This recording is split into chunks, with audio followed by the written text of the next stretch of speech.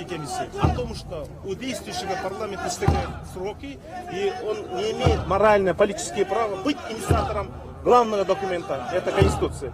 В-третьих, вчера мы посмотрели, это уважаемые мною профессора, но они же принимают не устав Академии наук или не устав города Бишкек, а где представители регионов, где профессора Ошского университета, Нарынского университета, или их считают отсталыми.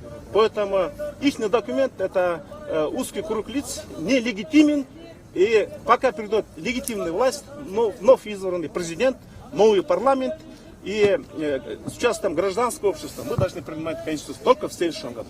Вот состав Конституционного совещания, по моим ощущениям, набирался в обстановке строжайшей секретности, не было никакой информационной утечки. Можно ли называть вот этих людей независимыми? Нет, потому что я там не вижу тех людей, которые эти дни, когда власть выбрала путь антиконституционного правления, сопротивлялись такие юристы, как Сания Тухтагазиева, Тату Ергешбаева, Клара Зоронкулова, Чолпан Джакупова. Вот они сегодня лидеры общественных мнений. Значит, без них участия это не будет демократическим документом. Спасибо большое.